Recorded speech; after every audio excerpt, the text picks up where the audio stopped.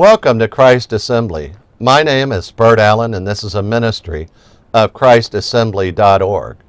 I really appreciate the comments, the questions, all the things that y'all bring to this ministry. We never accept financial support from the public. God has provided private means for this, so never misunderstand that as an appeal for money. God's very gracious to us, and we really praise Him for that. But here's the thing. God looks at us and says, if you're not a believer in my Son, if you've not been born again through the power of Jesus Christ, then your eternity and your final destination is the lake of fire where there will be weeping and gnashing of teeth for all eternity. And you go, yeah, well, that's just in the Bible. Every word of the Bible is breathed out by God. He knows the future, and even though He loves you, if you reject that love, there will be an eternal penalty to pay, the death penalty. And not just bodily death, but spiritual eternal death, where you continue suffering for all eternity. But why are you preaching on this whole thing of all this terror that's out there? Because He's really telling us as believers to make sure we believe that in our hearts. And if we believe that the unbeliever is destined for the lake of fire for all eternity, it will affect what we do towards unbelievers today. Remember that God set the perfect example in loving unbelievers, people who hated Him and sinned against Him. God sent His only Son, Jesus, to die on the cross for all of their sins. And not just a quick death, a slow, painful, awful death in every way. And then He took the sins of the world upon Him and got the full blast of the full wrath of God on the spiritual level for all of our sins. And He made an atonement with His blood, covering those sins for all eternity, satisfying the wrath of God for all eternity. But it's like a check. Somebody can hand you a check that has $1 million face value, and it's a good check, the $1 million really in the account. But if you just hold that check and look at it for the rest of your life, you never cashed the check and you never got the $1 million. God says, I wrote you a check for salvation, but you must cash it. You must, by faith, look at Jesus and believe in your heart that He died on the cross for you and offers you the free gift of eternal life and forgiveness today. That if you'll believe that He died for you and paid the death penalty for you and that He was raised on the third day, then you can have all your sins forgiven today. If you want to know more about that, stick around to the end of the video. I'll be standing in front of a brick's background. But now I want to turn to 1 Corinthians chapter 9 and see how far will you go to spread the gospel and share the gospel with people, even people that you find offensive. And Paul's going to teach us how to do that and why we do that, why we are willing to take steps to share the gospel with people that we might not be attracted to normally. But God says in 1 Corinthians chapter 9, I'm going to start with verse 19. For though I am free from all men, I have made myself a slave to all, so that I may win more. The first thing Paul talks about is slavery. And not only is he enslaved to God, but he's enslaved to all men. And you go, wait, run that by me again? Paul's talking about slavery to all men. Well, what does it mean to be a slave to all men? Verse 20. To the Jews I became a Jew, so that I might win Jews. To those who are under the law as under the law, though not being myself under the law, so that I might win those who are under the law. So he says, okay, the general principle is I became a slave to all men. First example, let's talk about the Jews. I became a Jew to the Jews and lived under the law for their sake. In other words, he said, as under the law, though not myself being under the law.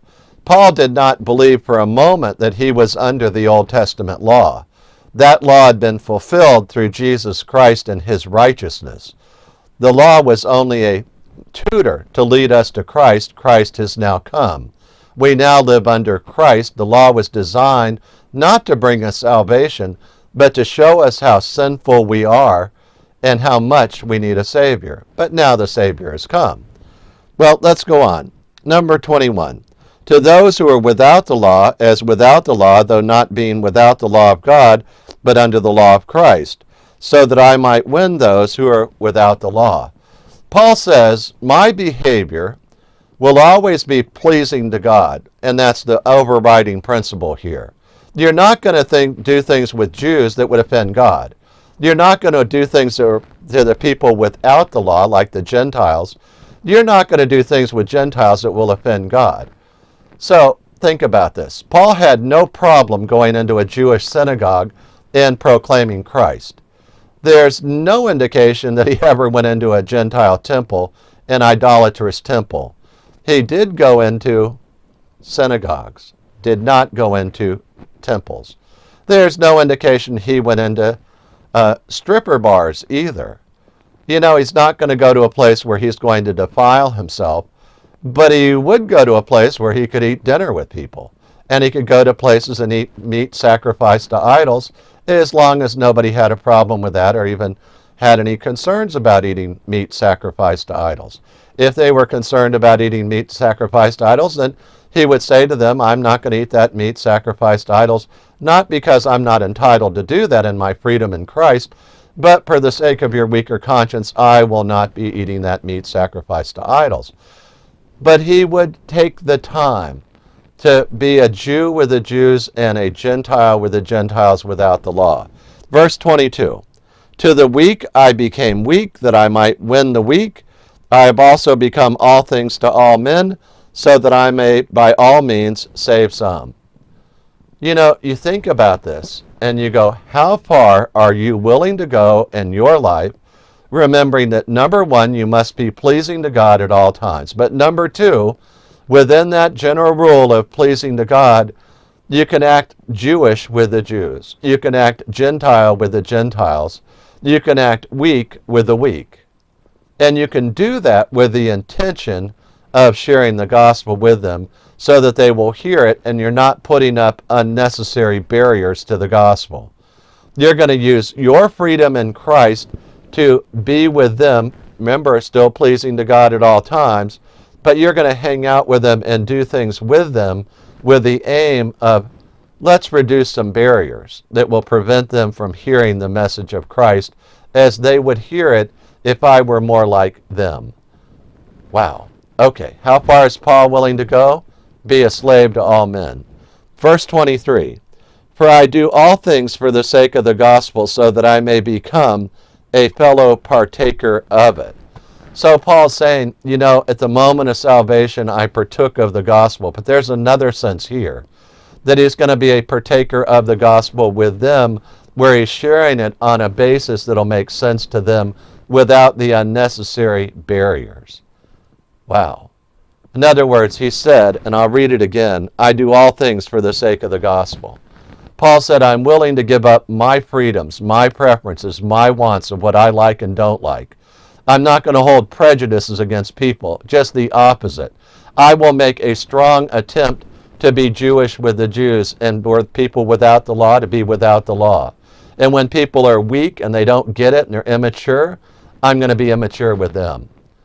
Number one rule, though, never broken, pleasing to God at all times.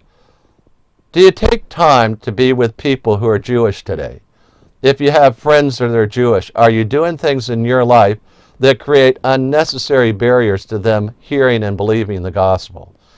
If you're talking to Gentiles and people of all different kinds of faiths, are you doing things in your life that create unnecessary barriers to them hearing it? Are you a slave to the gospel, which means you'll be a slave to all men? With the weak, are you saying, oh, you're stupid and you're weak? No, don't do that. Be weak with those who are weak, that you could share the gospel with them and take down these unnecessary barriers. Remember Jesus cruising up to the well at Sychar, Jacob's well outside the city of Sychar, and he met the woman there at the well, and she said, wow, it's a marvelous thing that you, being a Jew, asked me, a Samaritan woman, to give you a drink. And Jesus went on from there and explained how he would give her the best drink of her life. But Jesus modeled this, where he took down unnecessary barriers. He was always pleasing to God, but he talked to people that others didn't want to talk to, that people ran away from, that they didn't like her. Well, think about this in your life. Are you a slave to all men? Are you doing all you can to share the gospel with people because you really believe that if they don't believe on earth, then they're going to go to the lake of fire for all eternity? When you start believing that with your family, your friends, and other people you're just a little too weak to share the gospel with, you'll feel the power of the Holy Spirit surging through you, so you'll become the witness of Jesus Christ and his great love every day, looking for the opportunities that God sets before you. But let's become weak with the weak. Let's become Jewish with the Jews. Let us become like people without the law with those. Let's be the people who are slaves to all men for the sake of the gospel, remembering always, pleasing to God first. Let's pray. Father, we thank you for your word and the wonders of your word. May we be pleasing to you and yet slaves to all men for the sake of the gospel, that they may believe. May we really love them, Lord. May we show them that love and reduce barriers. We pray in the name of the Lord Jesus Christ. Amen. May we love Jesus more. Hallelujah. Before I close the video, I'd like to share with you 4 verses about eternal life. I often ask people this simple question: why should Jesus let you into heaven? And the answer to that question surprises many people because it comes from the Bible and it's simple and it's clear. Most folks, when they hear that question, they tell me, well, I've been good, or tried to do more good than bad, or I tried hard, or I've done a lot of nice things, and I hope God will let me into heaven. They somehow think if their good works outweigh their bad works, that God will let them in. But God says, actually, I'll let people into heaven because of a free gift. But the story from Jesus starts with 4 verses, and I'm going to read them one at a time. Romans 3:23 says, "For all have sinned and fall short of the glory of God." Romans 3:23. You see, for every person who lives today on earth in human flesh, we've all sinned. Every one of us. We've all told a lie. We've all done or said something that made somebody else angry, and we were doing it out of anger ourselves. We've all done things to hurt other people at one time or another. God says that's all sin, and I look upon that as falling short of my glory, God says. God says we should never fall short of his standard, which is the glory of God. Well, is it serious that we've sinned? Should I be worried about that? Everybody sinned. Why should I worry? Well, consider Romans 6:23. For the wages of sin is death, that all of us deserve the death penalty. At the moment we sinned, we incurred the death penalty for the smallest sin or the biggest sin. I'm happy that Romans 6:23 continues and says, "But the free gift of God is eternal life in Christ Jesus our Lord." You see, if you've been listening carefully and thinking about what the Bible says, so far we've learned that we're all sinners, we all fall short of the glory of God, and we all deserve the death penalty. This doesn't sound like good news until you read the last part of that last verse. It says that God has a free gift for all of us. It's in Christ Jesus our Lord, and it's eternal life. The free gift of eternal life that only Jesus Christ can give you. He said he's the way, the truth, and the life. No one comes to the Father but through him. Why would God offer us this great gift if we're all sinners? Well, Romans 5:8 tells us. It says, "But God demonstrates his own love toward us, in that while we were yet sinners, Christ died for us." He died for us. He died in our place. God loves sinners like you and like me. He died in my place and in your place. He paid the death penalty for me. I often illustrate the free gift like this. That I have this old Nissan truck. It has 285,000 miles on it. It's not that great a truck. It sits at the beach every day. But I illustrate the point this way. I hold up the keys to my truck and I say, I'm going to make you a symbolic gift of my truck. But until you take the keys out of my hand, it's not your truck yet. Well, let me tell you what I mean. A lot of people have been going to church for years. They know all about Jesus. They can quote verses about Jesus. but they know in their heart that they're not quite right with God. And there's never been a day in their life where they've been born again and they know it. You see, they're just staring at the keys in God's hand, and He's offering you the free gift today of saying, reach out by faith and receive that free gift and take it into your heart today. Receive the free gift. Okay, how do we do that? Well, Romans 10:9 tells us how to do that. It says that if you confess with your mouth Jesus is Lord and believe in your heart that God raised Him from the dead, you will be saved. And He means saved from the death penalty, eternal destruction. So we can receive that free gift right now by faith, and we can pray a prayer together. I urge you to pray with me. I'm going to pray it right now. Lord Jesus, I thank you that you love me. I confess that I am a sinner and I fall short of the glory of God. I confess too that I deserve the wages of sin, which is death. But Lord, you offer me the free gift of eternal life in Christ Jesus our Lord. I accept that free gift right now. I believe that you love me and that God died on the cross for me, that Jesus Christ is God, and He died on the cross for me. You paid the death penalty for me, Lord Jesus. Thank you so much. I confess with my mouth Jesus is Lord, and I believe in my heart that God raised Him from the dead. I repent of my sins, and I accept that free gift, Lord. Thank you so much that you have forgiven me. In your name I pray. Amen. Now, if you prayed that prayer with me, I'd love you to send me an email and we'll rejoice together. Send me the email at friend@christassembly.org. That's friend@christassembly.org. I look forward to hearing from you. Hallelujah.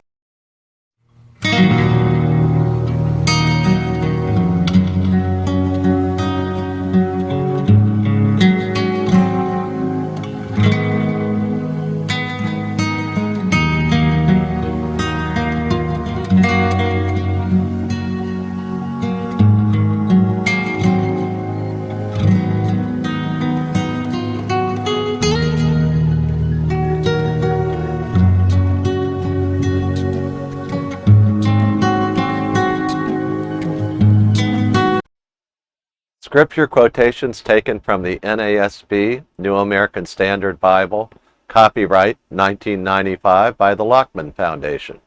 Used by permission, all rights reserved.